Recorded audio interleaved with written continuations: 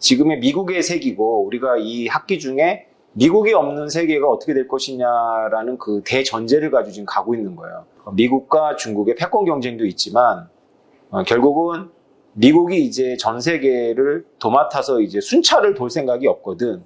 오늘 강의하는 것들 때문에 그래요. 오늘 강의하는 것들이 바로 미국이 왜 그럴 생각이 없는지를 설명하는데, 그래서 미국을 이해해야지만 우리가 과연 그 말이 맞는가. 정말 그 글로벌리제이션은 미국의 순찰을 안 돌게 돼. 유라시아 대륙에 미국이 관심을 안 가지면서 동시에 세계화는 붕괴되는가.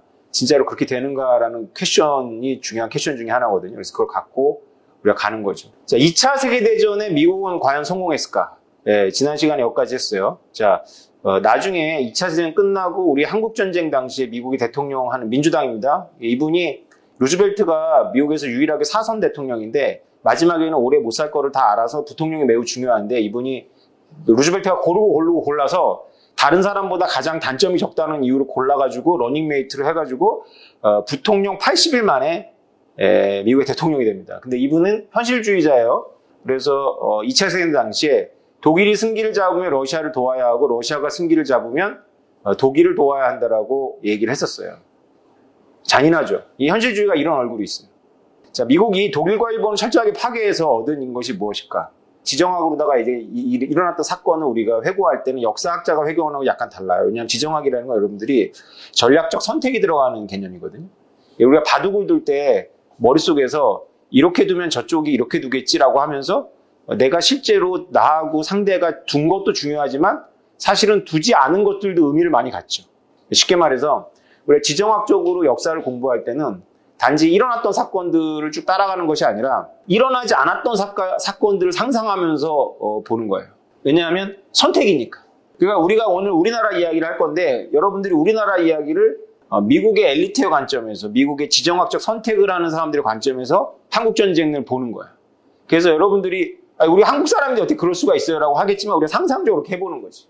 그래서 우리나라 이익이나 뭐 이런 거와는 무관하게 글로벌을 운영한다는 관점에서 한번 보셔야 될 거예요. 그러면 지난 시간에 마지막 부분에 던졌던 질문으로 돌아가서 과연 미국이 독일하고 일본을 철저하게 파괴해서 이겼어요. 2차 세계대전을. 일본한테는 핵폭탄을 던졌고 소련이 유라시아 대륙에 그 맹위를 떨치게 만들었는데 그것보다는 히틀러가 좀 유럽 좀 다스리고 일본이 좀 서태평양, 중국 한 만주까지 먹고 대만, 한반도 이렇게 하고 인도네시아 이 정도 다스리는 게 과연 더 나았냐?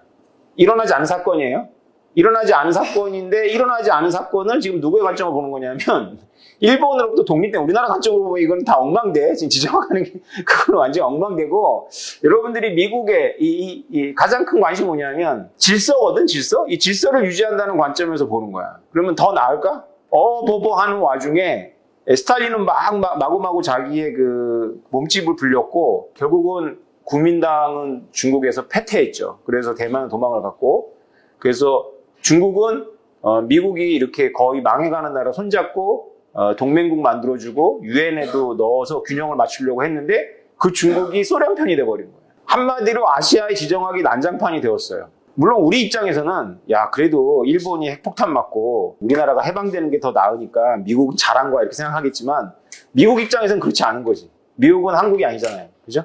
그래서 한국인들이 지정학을 공부하기가 참 어려워요. 이게 우리나라가 지정학의 바로 미국의 세계를 시험한 테스트한 장소이기 때문에 그래요. 근데 미국의 이상주의가 아까 우리 새 얼굴 중에 있으냐 생각해보고 미국의 이상주의가 무슨 짓까지 했냐면 독일하고 일본을 때렸어. 그래서 마치 복구 불가능하게 만들었어. 거의 얘네들은 거의 이빨 다 뽑아버리고 발톱 다 뽑아버렸어. 거기까지는 거의 이해돼. 왜냐하면 독일이 그 흉악한 유대인에 대해서 흉악한 짓을 했다거나 일본의 군국주의도 끔찍했잖아요. 근데 자기하고 같이 이 독일의 그 나치즘하고 일본의 그 군국주의를 맞서서 싸웠던 영국하고 프랑스마저 절름발이를 만들었어, 미국이. 이상주의는 제국주의를 싫어했고, 그래서 영국의 제국주의를 위해서 우리는 싸우는 것이 아니다. 그래서 영국 보고 계속 제국을 포기하라 그랬고, 프랑스의 제국도, 프랑스는 독일한테 먹혀가지고 제국을 유지를 못했지만, 그래도 좀 회복돼가지고 할 수 있었는데 전승국에 이렇게 껴가지고 근데 완전히 원천 차단을 해버렸어. 일본하고 독일을 마탱이를 보냈어. 그 다음에 자기랑 같이 싸웠던 영국하고 프랑스도 전륜발을 만들었어. 이거 앞뒤 제고한 생각일까요? 그냥 한 걸까요? 제국주의는 나빠! 이런 마인드로 그냥 지른 거야? 아니면 이거 앞뒤 생각하고 한 거야? 그 분위기, 전쟁이라는 그 끔찍한 분위기에서 우 하면서 이상주의가 완전히 꽃을 핀 거예요. 그리고 이상주의자들이 이렇게 거하게 싸질러 놓은 거지. 어떻게 해야 돼? 영국이 통치하던 중동, 프랑스가 통치하던 동남아시아, 일본이 통치하던 한반도와 대만과 만주에서 미국이 곤욕을 치르는 거예요. 언제까지? 지금까지.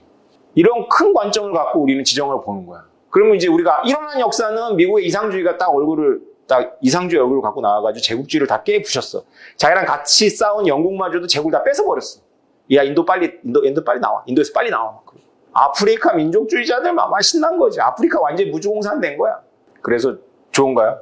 안정된 질서는 어쩌면 강대국들의 여지가 줄어들 때까지 혼란을 거쳐야 하는 것 같아요. 왜냐하면 우리가 지정학의 첫 번째 공리 중에 하나가 뭐냐면 힘의 진공은 없어. 누군가가 와서 채워야 돼. 이거를 사람들이 참 받아들이기가 어려운데 그래서 이상주의가 음모론하고 손을 잡고 활개를 치죠. 그러니까 예를 들면 이런 논리인 거지. 우리나라 같은 얘기를 하면 중국이나 일본의 영향을 받지 않고 우리가 독립국가로서 이렇게 건재하면 되지 않겠냐 이렇게 얘기를 하는데 그런 예를 찾아봐야 돼 우리가 역사에서. 비단 우리나라 역사에서만 찾아봐도 그게 가능한지를 생각해 봐야 돼. 우리가 중국과 일본이랑 영향력과 자유롭게 이웃과 사이좋게 살면서 우리의 자주권도 지켰던 시절이 한반도에 있었나? 아니면 어딘가에 중심부를 두고 거기에 질서에 편입이 됐었나? 생각을 해봤어. 그럼 우리나라 말고 우크라이나가 그런다고 생각해요. 우크라이나 평원인데 독일에 먹히지도 않고 러시아 영향권도 아니고 독립을 지키는 거야. 이럴 때가 있었을까? 폴란드하고 우크라이나 역사에서? 그럴 때는 없어요. 그럴 때는 없어. 루즈벨트는 현실주의적인 기풍이 굉장히 강한 대통령이에요. 왜냐하면 루즈벨트라는 대통령은 미국에서 행정부가 가장 힘이 세고 장기 집권을 했잖아. 그래서 동등한 시민의 한 명으로서 대통령이라기보다는 루즈벨트는 미국에서 역사적으로 독특한데 좀 왕 같았어요. 여러 가지 의미에서. 어른 같았어요. 그래서 재량권이 굉장히 많았어. 미국의 전통으로부터 좀 벗어날 수 있었어. 그래서 말하고 자기 정책하고 꼭 딱 이렇게 딱 맞춰가지고 가지 않아도 되는 거예요. 그래서 루즈벨트는 사실상은 2차 세계대전에 참전했기 때문에 이상주의의 얼굴을 하고 실제로는 현실주의적 정책을 필 수 있었어요. 이 루즈벨트는 나름대로 현실주의적 정책을 핀 거지. 그게 뭐냐면 소련을 유럽에서 소진을 시킨 거예요. 그래서 루즈벨트는 소련이 나치하고 불가침주약을 맺었을 때 굉장히 실망했어요. 그때 미국은 참전하지 않고 있었어요. 왜냐하면 그 당시에 미국은 잭슨이안들의 세계였거든요. 1차 세계대전 참전해가지고 애들만 죽고 절대 다시 참전하지 마. 그래서 고립주의가 팽배했기 때문에 2차 세계 발발하고 나서도 무기만 빌려줄 수 있었지 실제로는 가서 아무것도 할 수가 없었어요. 그러나 유럽을 나치가 다 먹는 거는 지정학적으로 미국한테는 재앙이 될 거라고 예상을 했기 때문에 어떤 식으로든지 간에 연합군이 이기길 바랬는데 너무 세력이 위축되고 프랑스의 그 레지스탕스는 고려할 대상이 아니고 영국밖에 남지 않았던 거죠. 어쨌건 소련이 그래서 나치하고 싸워주면 조금 더 낫지 않을까라고 생각을 했고 소련이 싸울 때까지 공을 많이 들였죠. 그래서 실제로 소련이 나치하고 싸움을 붙인 건 아니지만 싸우게 돼서 미국은 소련한테 엄청나게 그 무기도 많이 대여해주고 그래요. 미국은 지난 시간에도 얘기했지만 육군력의 한계가 있기 때문에 유라시아를 미국이 지배할 때는 해군과 공군력만 가지고 하려고 해요. 그리고 병참 가지고 물질이 풍부하니까. 전형적으로 2차 세계대전 때 그렇게 나왔어요. 그래서 미국이 소련을 유럽에서 소진시켰어요. 그랬더니 소련이 미국의 힘이 너무 넘치잖아. 그래서 극동아시아에서 미국을 소진시키는 거지. 그래서 그게 한국전쟁이에요. 그래서 한 번씩 주고받았어요. 그러고 나서 이제 진영이 안 움직이는 거야. 거기서 균형이 일어났는데 미국이 동남아시아에 끼어들어가요. 이거는 미국도 지금까지도 한국전은 그렇다 치고 왜 동남아시아에 베트남에 왜 들어갔는지 아직도 그 퀘션이 많죠. 세계 패권 국가로서 존경과 위험을 다 잃어버려요. 그때 천재적인 현실주의자들이 나타나요. 그게 바로 닉슨하고 키신저 커플인데 이 베트남이라는 늪에서 미국을 구하려고 하는 특단의 조치를 취하지. 그래서 장기 말을 버리고 판을 엎어버려요. 그 바로 중국과 대탕틀 해버리는 거예요. 그러면서 소련을 더 옥죄요. 그렇게 쭉 가다가 소련이 몰락한 것이 이제 냉전의 종식이 되는 거예요. 돌이켜보면 미국은 적어도 지정학 게임에서는 잘한 게 거의 없어요. 잘한 게 거의 없는데 최후 승자는 미국이 된 거예요. 놀라운 거예요. 피터 자야는 이렇게 얘기해요. 미국은 실수를 해도 되는 나라다. 실수를 해도 될 만큼 여지가 많고, 또 한 가지는 미국 사람들의 특징이 실수를 통해서 배워. 그게 되게 존경스러운 부분이에요. 지정학에서도. 근데 이 새 얼굴이 워낙에 역동적이라 가지고 계속 했던 짓을 반복하기도 하는 것 같아요. 미국의 지정학을 고민할 때 우리가 미국이 상대했던 게 소련하고 이제 중국이잖아요. 미국의 전략적 모호성이라는 걸 개념을 이해해야 돼요. 왜 그러냐면 미국은 민주국가잖아요. 여론이 굉장히 무서워요. 미국. 행정부가 4년마다 바뀌는데 보통 8년 가지만 4년마다 바뀔 수 있잖아요. 그래서 여론과 선거를 의식할 수밖에 없어요. 그러다 보니까 미국의 이 전략가들은 자신의 패를 보여주게 돼. 왜냐하면 자기 국민한테 보여주니까 적한테도 보여주는 거지. 자기 국민한테 패를 보여주고 싶어 보여주는 게 아니라 워터게이트 뭐 이렇게 다 그런 거잖아. 기자들이 이제 영웅이잖아, 미국에서는. 그래서 안에서 까발리잖아. 그치? 그러면 적들이 그거를 고려해서 움직이는 거야. 미국이 냉전을 설계하면서 가장 큰 고민이 뭐냐면 제일 첫 번째 목적이 뭐냐. 제일 첫 번째 목적은 물론 미국의 국익이겠지만 소련과 전면전을 피하는 거예요. 그러면 소련과 전면전을 피하기 위해서 냉전을 하는데 상식적으로 생각을 해봐. 난 너랑 싸움을 피하는 게 나의 목적이야. 나하고 친구라면 모르겠는데 나하고 지금 맞섰어. 이 얘기를 다 첨예하게 2년부터 시작해가지고 지금 이익이 다 첨예하게 대립을 하는데 나는 너하고 싸우지 않는 게 목적이야. 그러면은 지고 들어가 이기고 들어가. 여기서부터 지고 들어가는 거 아니야, 그지? 상대는 무엇이든지 할 수 있잖아, 그지? 미국 사람들에게서 전략에서 가장 중요시 여기는 게 주도권이에요, 주도권. 그러니까 어떻게 패를 다 보여주면서도 주도권을 잡을 수 있는 게 굉장히 딜레마예요. 기껏 해봐야 이제 이런 거죠. 여기까지 손을 넣으면 너는 죽는 거야, 나한테. 이거는 우리의 사회적 이익이 달렸어. 전 세계에 일본, 서유럽, 여기는 안 돼. 왜냐하면 이거는 공업지에 되거든. 산업 생산력이 막강해. 여기가 만약에 적의 손에 들어간다면, 여기 둘 중에 하나 들어간다면 우리가 이거는 마지막에는 결국은 몰락하게 돼. 그래서 여기 둘은 절대 못 건드려. 서유럽과 일본. 이렇게 말해버리면 적 입장에서는 이제 막 공산주의라는 게 혁명이잖아요. 이게 약간 종교전쟁 비슷한데, 이 공산주의는 막 기본적으로 자기를 확장해야지만 정당성을 부여받는데, 쟤네들이 지금 일본하고 서유럽이 자기네 사활적 이익이고 거기에다 레드라인을 그었네? 그러면 이거 뭐야? 그러면 일본이 잔뜩 차지했던 그런 한반도라든가 동남아 이런 데 괜찮다는 건가? 대만은 어떨까? 대만 이런 생각을 하겠죠. 그럼 이제 미국에서도 이렇게 얘기하지. 그런데 한반도도 안 돼. 대만도 안 돼. 여기도 사회적 이익을 지키기 위해서 주변적 이익이야. 근데 그 말은 하지만 소련의 이제 정보 분석가들이랑 이런 사람 생각할 때 저게 단지 수사인지, 아니면 말은 저렇게 하지만 실제로는 안 움직이는 건지 궁금하잖아, 그죠? 한번 건드려봐. 미국의 의중을 알고 싶어서. 그래서 냉전 시절에는 미국이 사회적 이익이라고 선을 긋는 데서는 전쟁이 안 일어났고, 미국이 사회적 이익의 그 주변부라고 하는 데서 계속 전쟁이 일어나고 미국이 빨려 들어간 거예요. 그게 한반도하고 베트남이에요. 어떻게 이거를 할 수 있을까요? 미국이 대만을 지켜. 근데 대만은 대만 외도라는 게 있어요. 이 금문도가 지금 사진에 보이는 데인데 이게 대만령인데 북한 같지 않아요. 이게 뭐냐면 저 옆이 전부 중국이에요, 중국. 그래서 그 푸젠성인데 우리로 따지면 지금 여의도 옆에 밤성 같은데 북한 관할구가 있는 거예요. 모대동이 1950년대에 여기를 쓱 건드려 봤어. 대포 쏘고. 그랬더니 미국이 이 대만 해협에다 칠함대를 갖다가 놓은 거예요. 아이젠하워 때였는데 핵전쟁도 불사할 거야 이렇게 얘기를 한 거예요. 그래서 모택동이 양보했어요. 양보했는데 이 게임을 하고 나서 미국의 전략가들이 너무 고민이 많은 거야. 야, 우리가 선을 딱 걷더니 완전히 주도권이 우리한테 없네. 금문도를 지킬 이유가 없잖아, 미국이. 미국이 이해가 전혀, 여기 있잖아. 대만이 여기 있으면 여기 있는 거야, 여기. 미국 입장에서는 아니, 우리랑 아무 상관없는데 대만 입장에서도 대만의 본토가 있고 이게 사회적 이익인 거야, 대만 입장에서도. 여기를 지켜야지만 여기가 지켜준다 이렇게 생각할 수 있지, 대만은. 그래서 여기 건들면 전쟁이야. 그런데 미국은 대만 건들면 전쟁이 이렇게 되는 거야.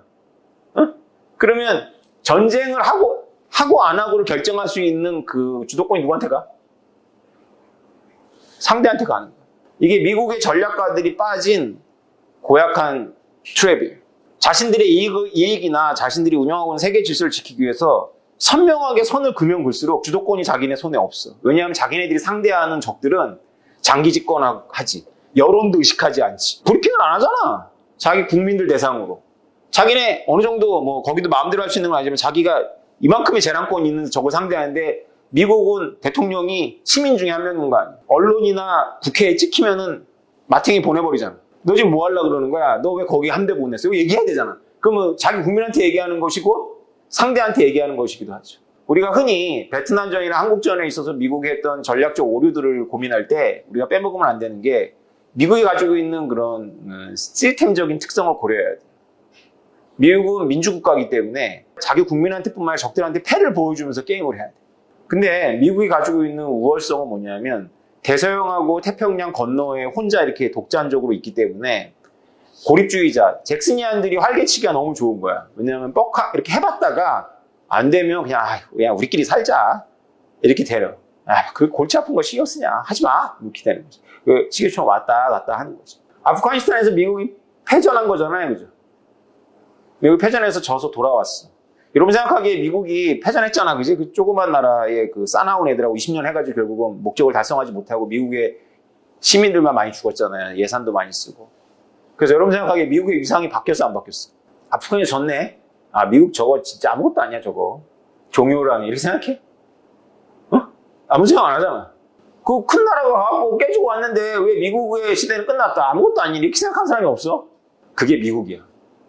미국은 냉전 기간 동안 아주 세게 두 군데서 시험을 받았고 시험 점수가 높지 않아요. 한국전은 3년이나 전쟁을 했는데 원래 원상 복귀됐어. 베트남은 어땠어? 베트남은 졌어. 개망신을 당하고. 수렁에 빠진 거지. 근데 한국전 베트남에서 다 지고 결국 장기판에서 누가 이겼어? 소련에서 미국이 이겼어. 미국이 이겼죠. 진짜 신기하지 않아요? 그러니까 여기서 우리가 한 가지 알 수 있는 건 뭐냐면 한국이나 베트남이 얼마나 주변적인 곳이야. 아까 우리 입장에서 보지 말라 그랬어요.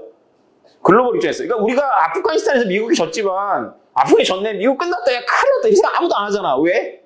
아프가니스탄이 지구의 가장 산골이거든. 강남을 다 먹은 조폭이 저기 어디 섬에 가고 깨지고 온 거야. 좀 스타일이야 구겼지만 아무도 개 시대는 갔어. 새로운 파가 올라올 거야. 아무 생각 안 하는 거야. 그만큼 주변부인 거야. 우리하고 베트남. 지정학이라는 게임에서. 우리는 뭐 이렇게 이런 환상을 갖고 있잖아요. 한국이 지정학적으로 엄청 중요해. 왜? 왜 그런 생각해? 우리한테 중요해, 우리한테는. 우리나라 전쟁이 왜 일어났다? 중요한 곳이 아니기 때문에 일어난 거야. 그런 관점을 가지고 이 미국과 소련과 중국이라는 거인들이 지난 70년 동안 나왔던 장기판을 이해해야 돼. 트루먼이 대통령이 됐어요. 그래서 어떤 독트린을 말하냐면 얼음땡이라는 독트린을 말했어. 얼음땡. 움직이지 마. 자, 중국 공산화된 거 여기까지. 그걸 인정은 안 했어. 대만의 국민당 정부를 아직도 중국이라고 불렀죠. 그걸 인정하면서 이렇게 얘기를 한 건 아니지만 어쨌건 사실 암묵적으로 인정이 된 거지. 그렇지만 내가 끝.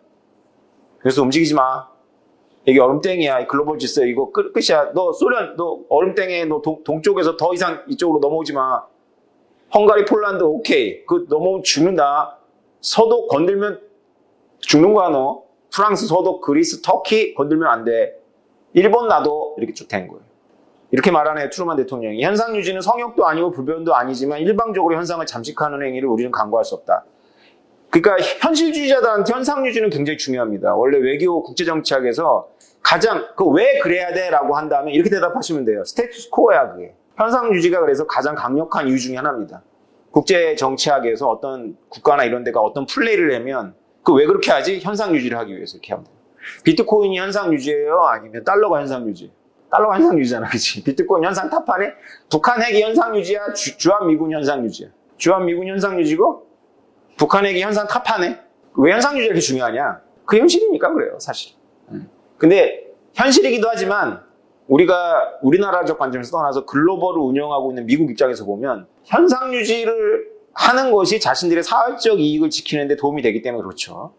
왜냐하면 2차 대전 때 실제로 유일한 승전국은 미국인데 미국이 육군이 부족하다 보니까 너무나 많이 소련에 의지해서 소련의 파일을 너무 많이 키워줘 버렸어. 만주는 굉장히 산업화된 지역이었어요. 일본이 아주 산업을 공들여간 건데 그걸 전부 소련한테 줘버렸네. 중국도 소련 진영이 돼버렸고. 그래서 더 이상은 안 돼. 이거 회복할 생각은 없는 거예요. 회복할 생각은. 더 이상은 안 돼. 이렇게 된 거죠. 이상주의가 아니죠. 현상유지는.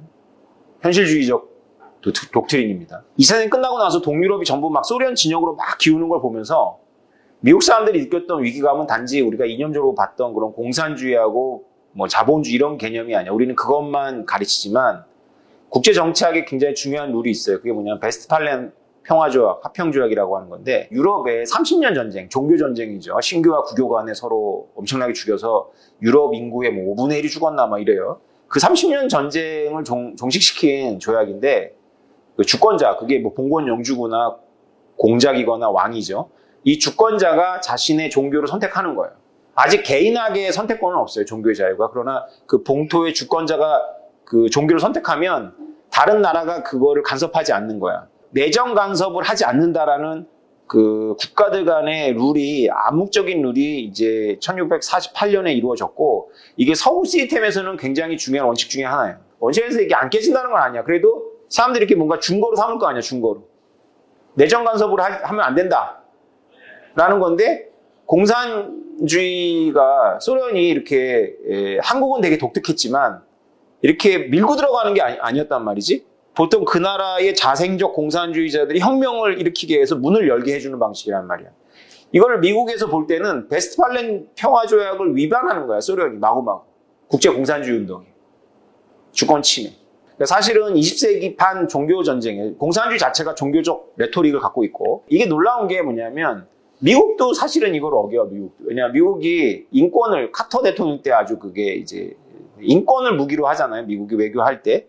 사실 인권이라는 것도 사실은 우리가 뭐 도덕적으로 보자면 중요한 건데 국제 질서 속에서 보면 이게 베스트팔렌 조약을 무시하는 행위. 그 나라 내부의 문제란 말이지. 인권이라는 것. 반공이란 말을 잘 안 썼어요.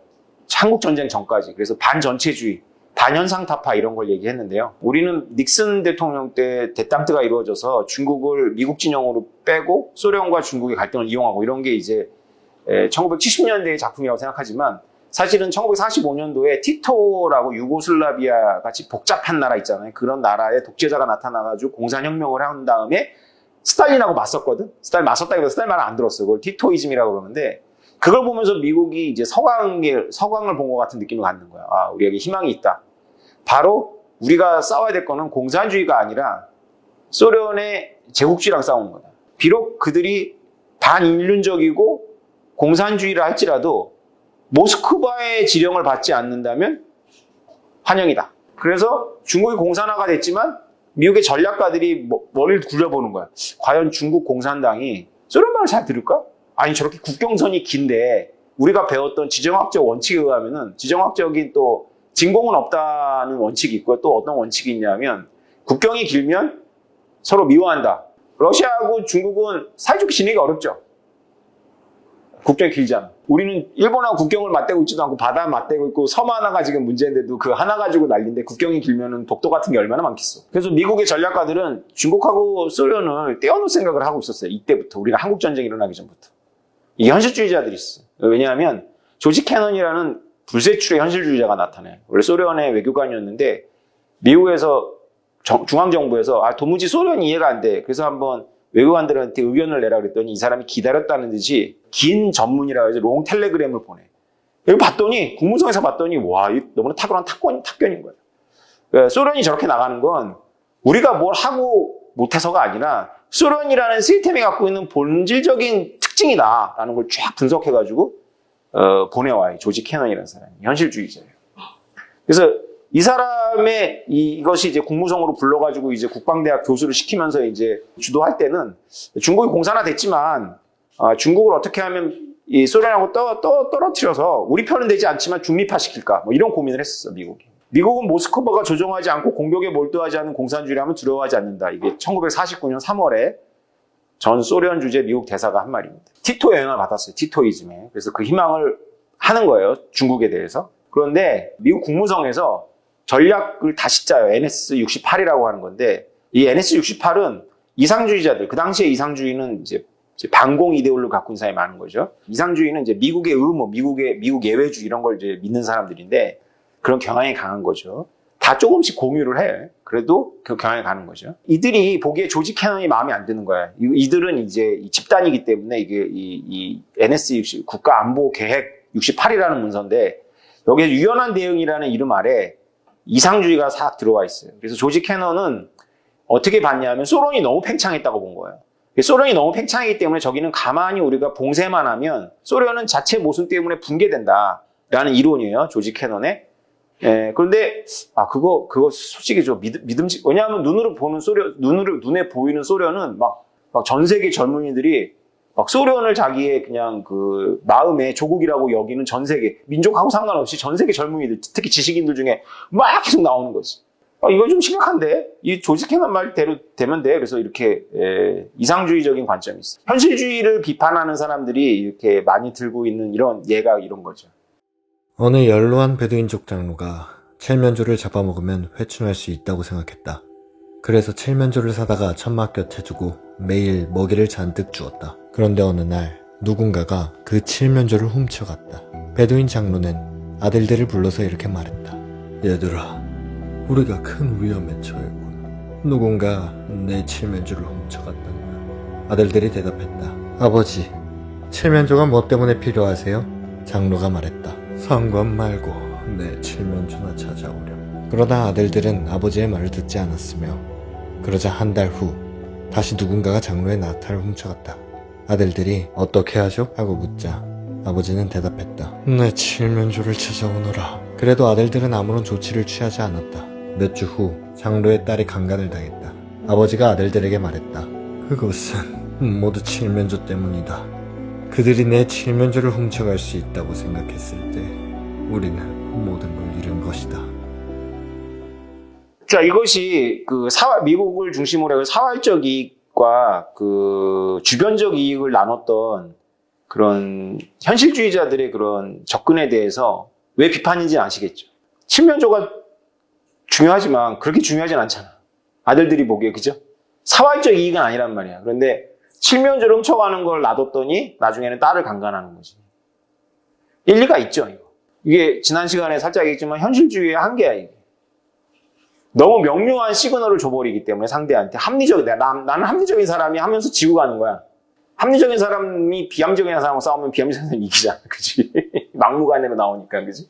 한국 전쟁 직전에 정책 선회가 일어나요.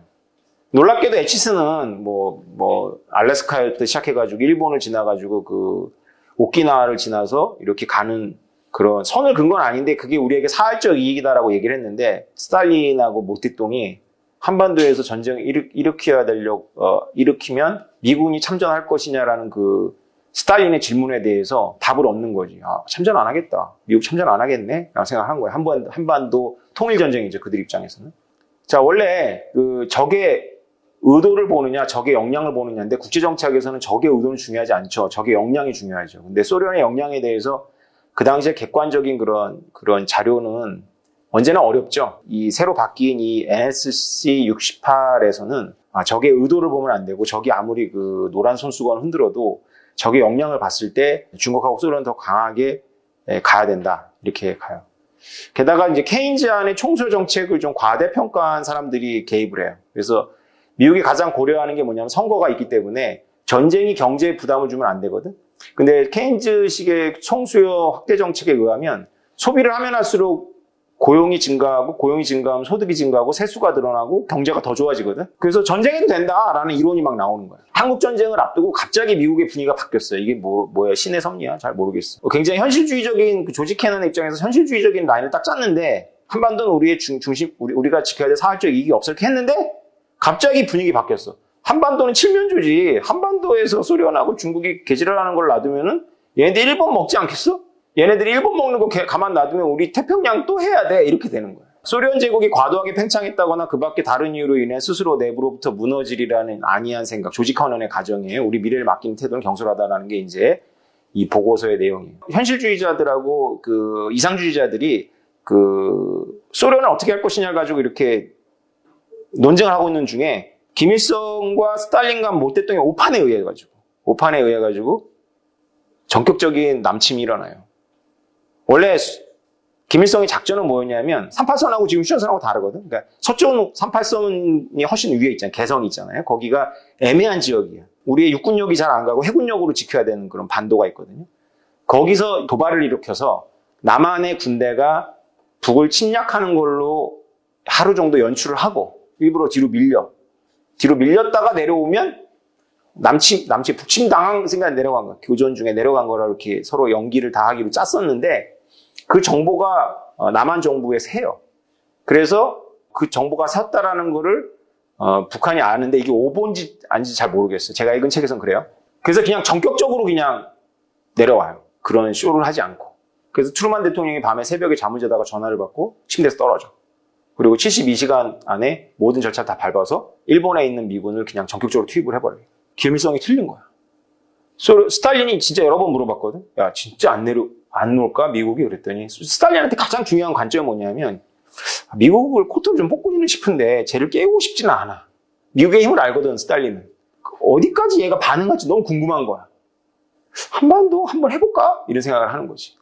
김일성한테 여러 번 확인했는데 김일성이 그냥 안 올 거라고 보고 들어간 거예요. 근데 조지 캐넌마저도 6.25 당시에는 이 사태가 소련의 목적과 위신에 유리하게 그리고 우리에게 불리하게 전개되면 동서 갈등이 발생하기만 하면 어느 지역이든지 부정적 영향을 받게 된다는 거예요. 조지 캐넌이 됐건 미국의 이상주의자가 됐건 미국의 현실주의자가 됐건 한국전쟁이 일어날 때 미국 사람들의 그 시선은 어디 있었냐면 유럽에 있었어요. 유럽에서는 소련을 봉쇄할 수 있는 라인이 너무나 긴 거야. 그리고 유럽에 있는 제국과 친서방들은 다 기진맥진해 있었어요. 그래서 유럽에서 실제로 전선이 움직이는 게 미국의 입장에서는 라인 메이어인 거예요. 유럽이 아닌 곳에서 차라리 전쟁하는 게 낫다라고 생각을 한 거예요. 아까 한국전쟁이 왜 일어났다고? 미국 입장에서 중요하지 않은 곳이기 때문에 일어난 거예요. 소련 입장에서도 덜 중요하기 때문에 일어난 거예요. 우리가 양보를 하면 서유럽이 무너질 것 같은 공포가 있었던 거예요. 그래서 현실주의자들마저도 다 참전을 지지해요. 근데요, 한국전쟁은 참전한 지 불과 6개월 만에 분위기가 확 바뀌어. 그래서 한국전쟁에 대해서 미국의 조야는 뭐라고 얘기를 하냐면 우리는 새끼도 못 낳는 순망아지를 샀다. 한국전에 괜히 들어갔다는 거지. 이게 전쟁 나고 3년 있다 한 생각이 아니고 전쟁 나고 6개월 만에. 왜 그러냐면 메가더가 너무 잘했어. 그래가지고 인천 상륙작전을 해가지고 북진을 쫙 했는데 너무 올라가 버려가지고 미국의 현실주의자들이 당황한 거야. 미국의 현실주의자들이 브레이크를 걸기 전에 이상주의자들이 돌진을 해버렸네. 트루만이 사인을 했어. 거기 실수인 거죠. 중국의 참전을 막았어야 되거든. 그래서 전쟁하면서 적하도 계속 커뮤니케이션을 하는 거야.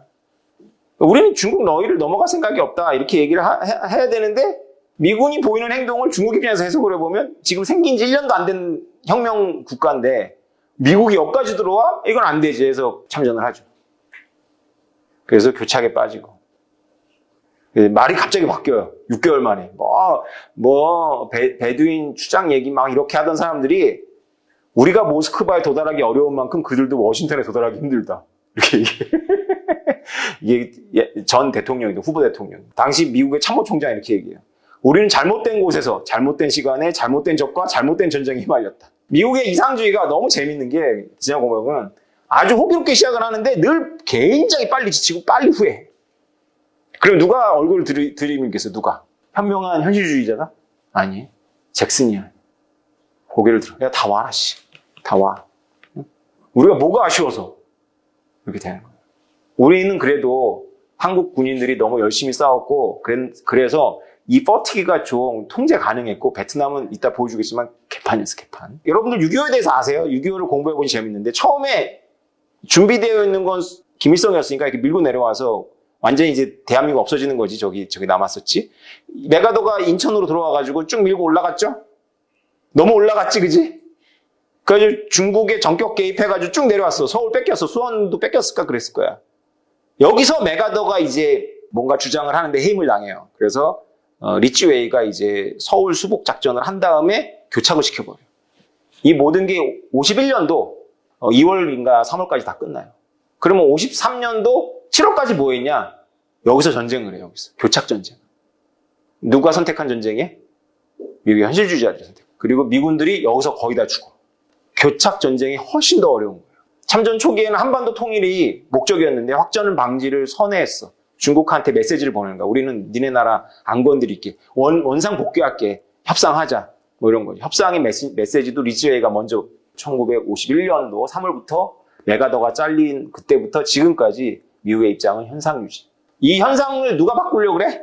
김정일이 핵을 만든 이유는 미국의 이 정책을 바꾸려고 하는 거야. 현상 유지 정책. 우리가 고민을 해봐야 되는 거야. 북한이 핵이 있어. 그러면 이 현상 유지가 바뀔까? 메가더 왜 해임됐냐면 트루먼 말 안 들었어. 이제 다시 현실주의자들이 복귀가 돼가지고 메가더한테 계속 어떤 명령을 내리는데 미국의 행정부라든가 미국의 트루먼도 우습게 보이고 대통령이지만 메가더는 전쟁을 아니까 미국이 어떤 약점을 갖고 있는지 아는 거지. 메가더는 답답했던 거야. 아니 이렇게 첨예하게 져가고 싸우면서 가장 중요한 무기는 우리만 핵이 있고 지금. 그리고 우리가 엄청난 전략 물자가 있는데 가장 중요한 무기를 왜 안 쓰냐. 그 가장 중요한 무기는 뭘까요? 뻥카잖아, 뻥카. 어? 포카를 드는데 내가 판돈이 제일 많아. 쌓여있는 게 내가 이만큼 쌓여있고 저기는 별로 없어, 판돈이. 그럼 가장 중요한 게, 가장 우월한 입장이 뭐예요? 패가 안 좋아도 계속 뻥카 칠 수 있잖아. 콜, 이렇게 할 수 있잖아. 근데 미국이 골 때려가지고 이걸 먼저 쓰고 포기해. 야, 우리는 핵은 안 쓴다. 그리고 우리는 이제 지난 그 가을처럼 무지막지하게 밀고 올라가는 거 안 해. 이걸 막 해버리는 거야, 미국 행정부가. 그러니까 메가더가 보기에 이런 전쟁이야. 그 사령관 여기다 놓고 니네 뭐 하는 거야, 정치하냐, 새끼들하고 엄청 기분이 나빴던 거야. 그래서 메가더가 이걸 교란을 시켜. 이승만하고 대통령하고 짱을 맺어가지고. 그랬더니 해임을 시켜버리네. 메가더 이걸 딱 받았어. 귀국을 했는데 민간인이잖아요, 그죠? 민간인이 귀국했는데 메가더를 마중을 나와. 사실 보세요. 메가더가 미국 전역을 다니면서 행진을 하는데 이 행진을 같이 민간인인데 상하원 다 모아놓고 연설. 닐 퍼거슨이라는 사람은 콜로서스라는 책에서 미국이 딱 한 번 황제 국가가 될 가능성이 있었다. 메가더 얘기. 그 당시 열기가 대단했던 것 같아. 미국 사람들도 엘리트들이 현실주의가 마음에 안 들었던 거야. 뭐 하는 거야, 저 새끼들. 빨갱이들이 다 중국 먹도록. 메가더 전쟁 잘하는데 말이야. 한 번 더 밀어줘가지고 말이야. 한 번 더 해! 이렇게 해야 되는데. 불행하게도 메가더가 의회에서 몇 번 질문했더니 동아시아만 있어가지고 동아시아에는 빠삭한데 유럽에 대해서 이해를 못했어. 그래서 자기 한참 후배뻘 되는 참모총장한테 발렸어. 그래서 인기가 갑자기 떨어지고 부통령 후보로 나왔지만 공화당 부통령 후보로 나왔지만 아이젠하워 닉슨 팀한테 져요. 그래서 리츠웨이는 서울을 수복한 다음에 중공군과 북한군한테 메시지를 던져. 우리 더 안 올라가. 여기서 교착시킬 거야. 그랬더니 중공군도 거기에 화답을 하면서 땅굴을 파는 거야, 땅굴을. 왜냐하면 미국은 잘하는 게 비행기잖아, 비행기. 육군은 약하고. 그러니까 비행기에 막으려면 뭐야? 땅굴을 하는 거지. 이걸 다 누가 보고 있냐면 호지민이 보고 있는 거야.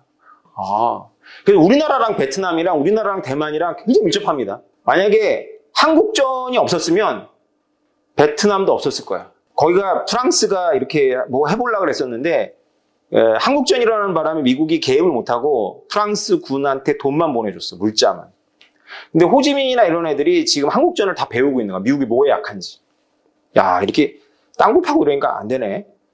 그리고 실제로 우리가 했던 이런 백마고지 전투 이런 거 막 아무 무의미해. 가만 민둥산이야. 그거 뭐 전략적, 사실은 냉정하게 국제 지정학적으로 지금 미국 입장에서 보기에는 한반도도 중요하지 않은데 한반도에서 저기 강원도 산골이 뭐가 중요했어? 그 얕은 막 200m짜리 능선이. 거기서 수만 명이 죽는 거야, 그냥. 왜? 소모전을 하는 거야, 소모전. 뭐를 하기 위한 전쟁? 오직 현상을 교착하기 위한 전쟁. 누구의 전쟁? 스탈린의 전쟁. 왜 스탈린은 이걸 원했을까? 이게 지정학의 묘미 아니에요. 스탈린이 휴전을 계속 파토를 내는 거야, 스탈린. 스탈린이 죽었을 때 휴전이 되는 거예요. 미국하고 중공이 여기서 전부 사람들을 뼈를 묶고. 그러니까 실제로 메가더가 했던 전쟁에서 별로 안 죽어, 미군이. 아무 의미가 없는 능선에서 휴전회담에서 가오를 잡기 위해서 공격 들어가. 아니, 생각해보세요. 메가더였다면 이렇게 안 하지. 메가더였다면 어떻게 하겠어? 원산으로 들어가지. 이 자식이 휴전에 자세가 안 보이네? 원산, 상륙해버려. 이렇게 될 거 아니야, 그지?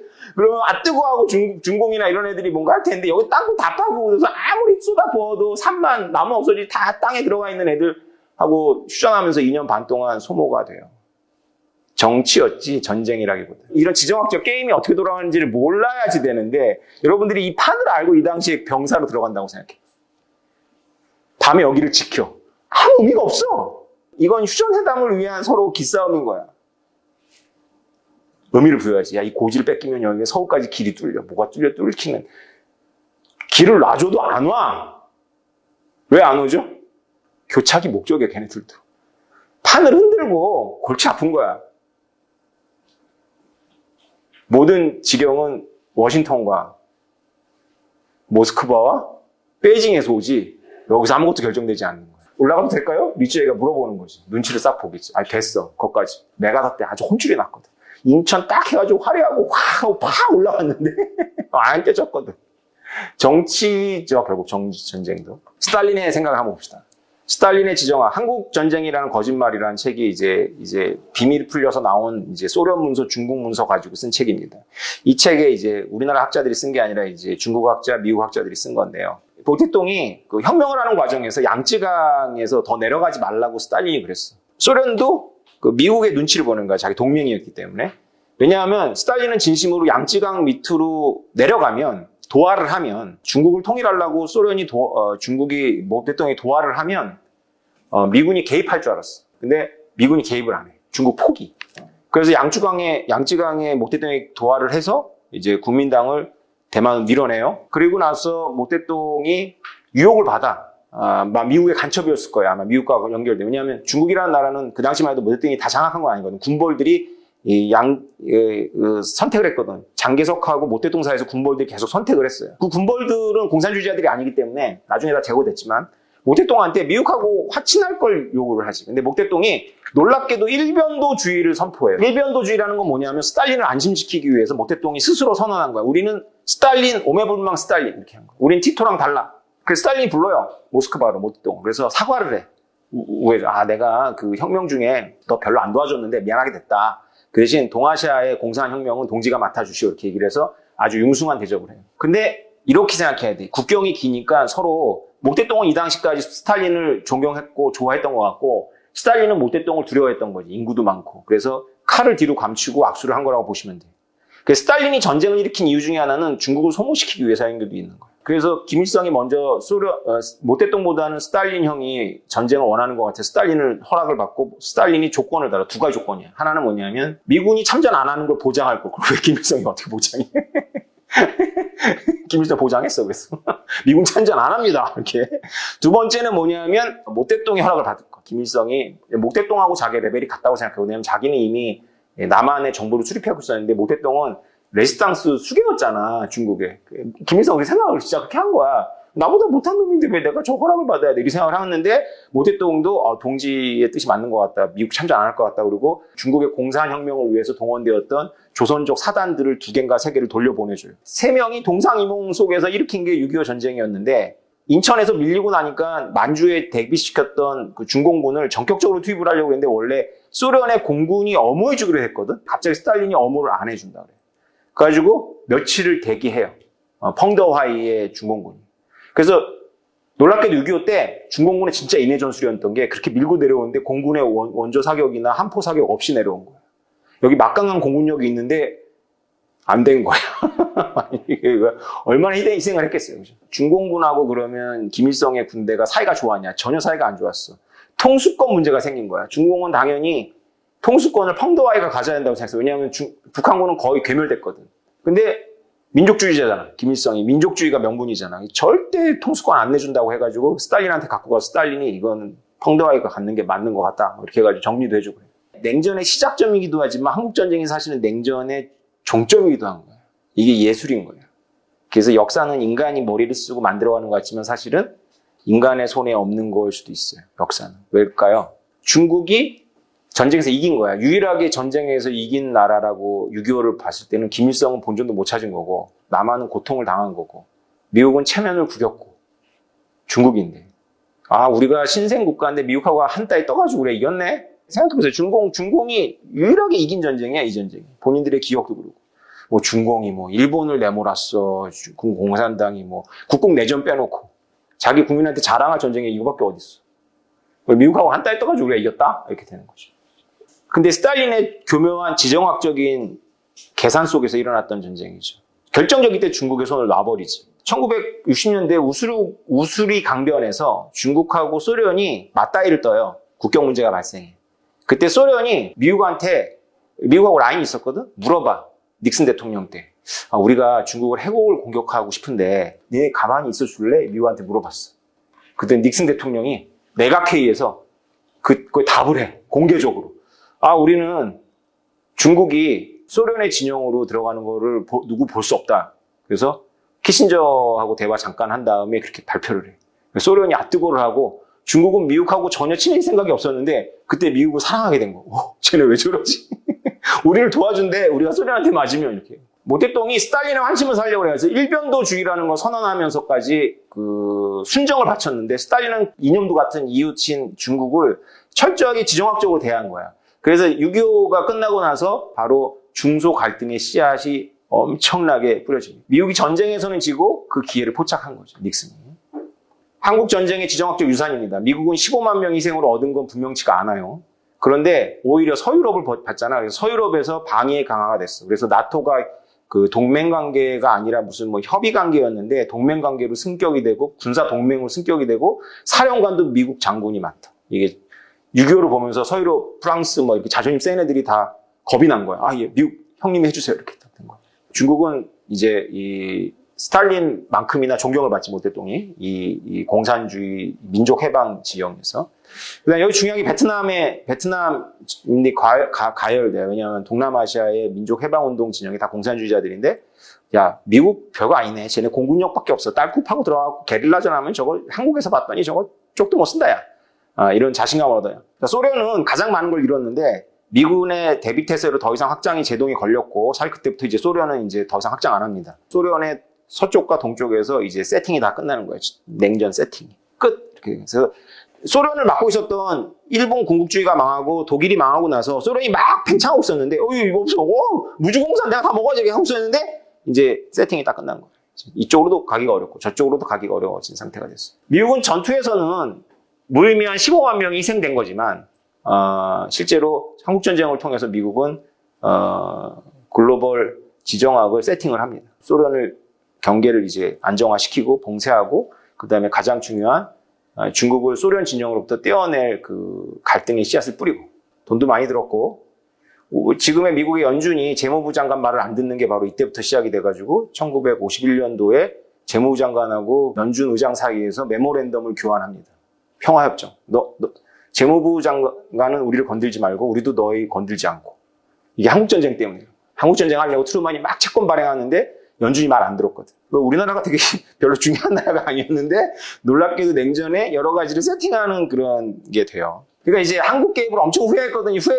이제 한국 왜 우리가 들어가서 새끼도 못 낳는 망아지를 샀냐 막 이런 후회를 막 하고 나라가 공화주의에서 메가더 황제로 뭐 그건 내 해석은 아니고 그 닐 퍼거슨 해석이지만 그만큼 메가더가 완전히 선풍적이었는데 그런 어떤 체제 자체가 변할 수도 있었던 또 위기까지도 경험했는데 왜 베트남에는 왜 들어갔을까요, 미국이? 이거 참 고민이죠. 베트남전은 오래됐습니다. 프랑스의 식민지였는데 일본이 2차에 차지했고 다시 프랑스가 들어왔는데 한국전쟁이 일어나면서 프랑스가 베트공들하고 계속 싸우는데 미국이 계속 지원을 했는데 이때 미국의 이상주의가 고약한 짓을 합니다. 뭐냐면 프랑스한테 전쟁에 이기고 나가라 이런 아주 말도 안 되는 주문을 하는 거예요. 왜 그렇죠? 미국은 뭐를 싫어해? 한국전쟁을 기점으로 반공으로 틀었지만 한국전쟁 전에는 공산주의자라고 손을 잡고 미국은 반제국주의라는 나라. 공산주의하고 싸우려면 이제 제국주의하고 손을 잡아야 되는데 두 개 다 하겠다는 거야. 프랑스 너 제국주의 하지 마. 그 대신 얘네 이 질서를 해치는 게릴라들은 해결해. 돈은 줄게. 그러니까 여러분들이 프랑스야. 그럼 열심히 싸우겠어 안 하겠어? 내가 싸워봐야 내 거 안 준대. 이거 옛날에 우리 식민지였는데 이거 싸워봐야 이거 내 것도 안 됐는데 안 된단다. 막 이러는 거지. 오늘날에 사실 미국의 모습을 세팅한 어떤 그런 정신적 그런 충격이었어요, 베트남은. 우리가 싸우는데 왜 싸워야 되는지를 스스로 잘 몰랐던 거지. 한국전은 그 당시만 해도 언론이나 미디어가 그렇게 발달하지 않았었어요. 그리고 사람들도 상당히 순진했었고, 그다음에 공산주의에 대해서 이념적인 어떤 그런 반감도 되게 많았는데, 베트남전만 해도 이제 베이비 부머 세대들이 이제 대학생이 되고 목소리를 냈고, 이 친구들이 기존 세대, 그러니까 2차 세대에 참전하고, 그 다음에 한국전에 참전했던 기존 세대를 꼰대라고 보면서 뭔가 반권위주의로 이렇게 가면서 한참 선을 넘은 거죠. 미국이 악하다, 악의 본산이다, 라는 이념을 마구마구 이제 미국에서는 히피였고 서유럽에서는 68 세대라고 합니다. 그도 그럴 것이 베트남이 골 때렸거든. 그래서 미국 사람들은 대안이 없어서 이 응옹 DM이라는 이 분을 이제 인정을 했고 아이젠하워가 이렇게 인정을 했는데도 불구하고 워낙에 개판을 치니까 싸움의 목표를 희생해서 싸움을 이겨야 하는 골칫거리가 도달해. 이게 무슨 말이냐면 싸우다 보면 우리가 민주국가가 아닌 것 같아. 이라크나 아프가니스탄도 비슷한 딜레마를 겪습니다. 그런 영화도 많죠. 학살하잖아, 그죠, 미군이?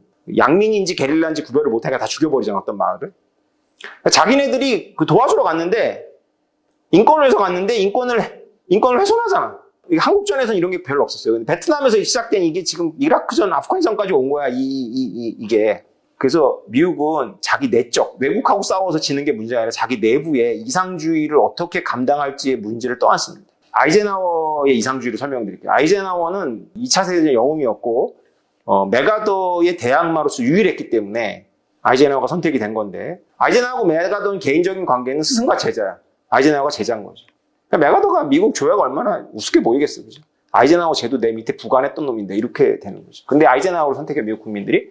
근데 이 사람 진짜 이상주의자입니다. 미국 대통령 중에 전쟁을 이 사람처럼 억제하려고 노력했던 사람이 없을 만큼 전쟁은 무조건 안 된다고 선언을 하는데 그건 좋아. 평화주의는 좋은데 미국이 쓸 수 있는 유일한 무기라고 할 수 있는 펑카를 차단했다는 거지. 그래서 완전히 휘둘립니다. 대표적인 게 수에즈 위기예요. 이집트의 민족주의자는 나세르가 수에즈 운하 100년 이상 된 지정학적 유지죠. 미국은 세계를 경영해 본 적이 없기 때문에 그 전까지 수에즈가 얼마나 지정학적 유지인지 몰랐던 것 같아요. 그래서 이거를 그냥 도덕적인 법적인 문제로 보는 거예요. 그래서 민족주의자는 나세르가 이거를 국유화 선언했을 때 영국하고 프랑스가 전쟁을 결심할 수밖에 없다는 걸 이해를 못한 거지. 이걸 이상주의적 맥락에서 보는 거예요. 전쟁은 안 된다고 하고 국무장관을 보내서 3자를 계속 설득하는데 프랑스하고 영국이 서로 싹둑 야 미국 쟤네들은 아무것도 몰라. 세계 운영 해본 적이 없잖아. 저 바보들 떼놓고 우리가 이를 저지르자 그래서 이스라엘을 꼬셔가지고 공격을 했어. 그랬더니 아이젠하워가 선 넘네. 어떻게 한 줄 알아요? 유엔 소집해가지고 유엔에서 영국하고 프랑스를 조지는 투표를 본인하고 소련하고 같이 해. 그래서 미국이 처음으로 자기 동맹을 엿먹이는 유엔 총회를 연 게 바로 이거고 이게 마지막이에요. 영국하고 프랑스한테 온갖 협박을 아이젠하워가 다 해가지고 철수합니다. 쉽게 말해서 영국하고 프랑스의 대국주의 간판이라도 남아있었는데 완전히 체명도 구기고 완전히 떡을 만들어버려요. 그럼 나세르가 아이젠하워한테 고마워할 것 같잖아요. 그래서 아니 전혀 고마워하지 않아요. 나세르가 완전 영웅이 됐거든. 그래가지고 엄청 팽창을 합니다. 그때 이제 아이젠하워 후임들이 깨닫는 거지. 아 이게 이상주의가 안 되는구나. 그래서 영국이 중동에서 했던 온갖 정치 개입, 모략, 쿠데타 이거 미국이 다 해요. 이게 미국 이상주의 슬픈 스토리야. 자기네들이 영국을 욕하고 영국을 못하게 한 다음에 자기네들이 빨려 들어가서 그걸 해. 프랑스 제국주의를 엿을 먹였죠. 케네디가 상원의원 시절에 아이젠하워 대통령 시절에 DMBF 전투가 북베트남에서 있었어요. 북베트남의 도시인데 거기서 프랑스가 고전하고 있었을 때 미국이 아이젠하워가 거기다가 도와주니까 케네디 이 상원의원 시절이에요. 도와주지 마라. 거기 프랑스 식민지 아니냐. 근데 프랑스가 물러났어요. 이제 식민지 안 한다고 물러나니까 그 걔네 우리 새끼야. 우리는 그걸 포기할 수 없어. 이렇게 된 거예요. 케네디는 멋있죠. 간지나죠. 네? 케네디 사생활이 도덕적이었어요? 비도덕적이었어요? 케네디 사생활을 도덕적이라고 보는 인간이 있다면은 좀 한참 동화 속에 있는 거지, 그지?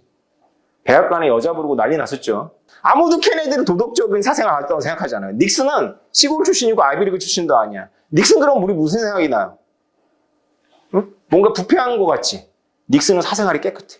근데 우리가 이상주의, 간지난 이상주의는 누구야? 케네디야, 닉슨이야. 케네디. 베트남전 누가 시작했어?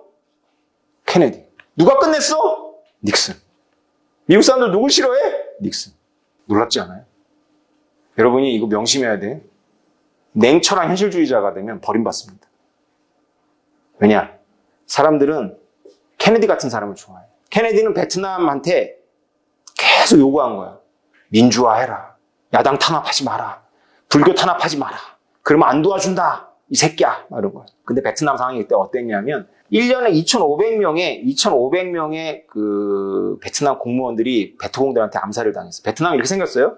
위에 북베트남이 있고 프랑스가 뺏겼어. 남쪽에 이제 미국의 이해가 있는 사우스 베트남이 있는데 한국에서 했던 것과 베트남에서 했던 거는 한국에서 너무 쉽게 된 거야. 네이션 빌딩이. 그래서 미국이 베트남도 네이션 빌딩을 할 수 있을 거라고 생각했어요. 지금까지 냉전 동안 미국이 네이션 빌딩을 유일하게 성공한 사례가 사우스 코리아입니다. 네이션 빌딩은 시간이 굉장히 많이 걸리는 작업인데 케네디 이상주의는 그 용납 안 하는 거지. 그래서 응호 딩 GM 권력이 독재가 맞아. 근데 호지민보다는 끔찍하지 않은 독재인데 누구랑 붙었냐면 불교랑 붙었어. 베트남의 불교랑. 그래가지고 스님들이 막 분신하고 다 알죠, 그거. 그때 케네디 정부가 레드라인을 걷는데 현실도 모르는 저 워싱턴 놈들 하면서 응옹 디엠이 무시를 해. 그래서 미국이 무슨 선택을 하냐면 베트남 군부들한테 쿠데타를 일으키라고 오더를 때려. 어떻게 오더를 때리냐면 우리가 너희들한테 직접 줄게. 정부 통하지 않고. 미국이 원했던 거는 잡아가지고 체포해서 재판에 넘기고 적당히 미국으로 망명 보내는 건데 잡아가지고 조리 돌리고 쟤를 죽여버리고 사진 찍어 이렇게. 자기 부하들인 군인들이 자기 대통령을 치도건을 하고 죽인 다음에 사진 찍어, 기념사진. 이런 새끼들로 바꾼 거야, 미국의 케네디가. 이런 새끼들로 바꿔가지고 했는데 얘네들이 다 돌아가면서 서로 잡아 죽이면서 1년에 정권 7번씩 바뀌어. 미국의 이상주의 내가 핵심 보여주는 거야.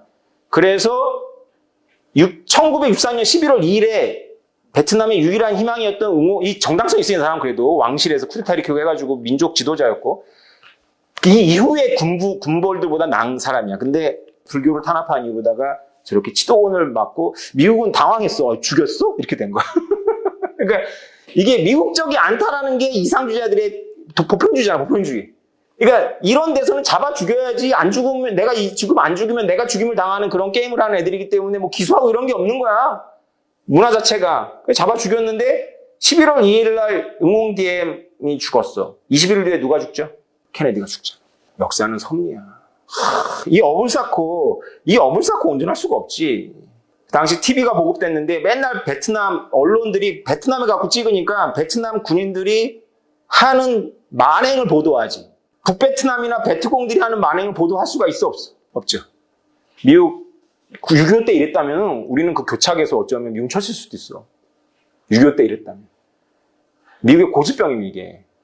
균형을 잃어. 극단적인 무대책 철수론하고 그냥 핵 던져가지고 다 쓸어버리라고 하는 전승론하고 맞서는 중에 누가 대통령이 되는 거냐면 닉슨이 대통령이 돼서 나라를 구하죠. 헨리 키신저하고. 잠깐만 얘기하자면 왜 북베트남하고 남베트남은 교착이 안 통했냐면 미국은 해양 세력인데 한반도는 이게 있어 없어. 미국의 해군이 서해로도 접근이 되고 동해로 접근이 되잖아. 바다는 미국 거였잖아. 근데 여기는 왜? 안 되네. 중립국 라오스.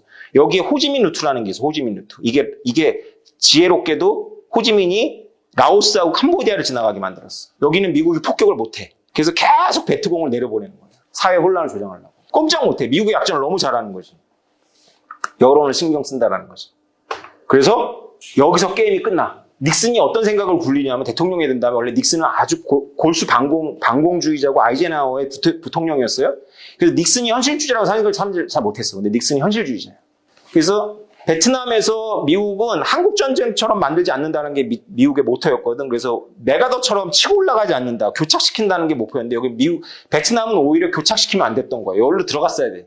여기에 들어가면 뭐가 걱정이야? 중국이 앞마당이잖아. 중국 허락을 받아야지. 그래서 중국하고 대땅뜨를 해. 중국하고 대땅뜨를 하고 안정을 시켜요. 중국하고 대땅뜨를 해서 주은내가 허락을 해. 니네가 베트남에서 물러나는 조건으로 확전을 허락한다. 이렇게. 그래서 닉슨이 비둘기를 흔든 게 아니라 북베트남을 연락에 때려. 캄보디아까지 확전을 해. 닉슨이. 그러면서 평화회담이 끌고 와가지고 선을 커. 문제는 이거는 예술이었는데 닉슨이 몰락하지. 미국 국회에서 무슨 법을 통과시키냐면 미국 국회 허락 없이 해외에 60일 동안 군인을 주둔할 수 없다라는 법을 통과시켜요. 미친놈들이. 이상주의자들이. 그리고 나서 호지민이 바로 밀고 들어와서 접수를 하고 미국 국민들은 이게 닉슨이 선 걷고 나서 바로 된 게 아니라 아프가니스탄 생각하면 안 돼. 2년이라는 교착이 있다가 호지민이 자신감을 얻고 미국이 돌아가는 거 꼭 보고 그래 미국 안 들어오네 내려온 거야. 그래서 미국 국민들이 사이공이 함락되는 거를 TV로 봅니다. 닉슨이 이렇게 회고해요. 내가 만약에 물러나지 않았다면 베트남 공산화는 없다라고. 미국이 굉장히 열악한 환경에서 미국을 구했죠. 닉슨이라는 영화가 있어요. 한번 보세요. 올리버 스톤이 미국의 리버럴인데 올리버 스톤이 닉슨이라는 영화를 통해 가지고 욕을 바가지로 먹어요. 왜냐하면 올리버 스톤이 닉슨을 만들었을 때 헐리우드에서는 닉슨을 권좌에서 내려왔던 그 경험을 공유하는 세대거든. 얘네한테는 닉슨같이 무시무시한 가부장적인 권위주의를 끝장냈다라는 것이 우리나라 386처럼 어떤 그런 추억인데 올리버 스톤이 자기 편인 줄 알았던 닉슨이라는 영화를 만들면서 닉슨을 완전히 빨아주네. 그 올리버 스톤이 리버럴인데도 불구하고 닉슨을 연구해보니까 너무 거대한 인물인 거야. 닉슨의 컴플렉스 케네디잖아. 부잣집 아들, 가난한 집 서민의 아들. 아이비리그, 지방대학. 잘생겼어? 잘 안 생겼어.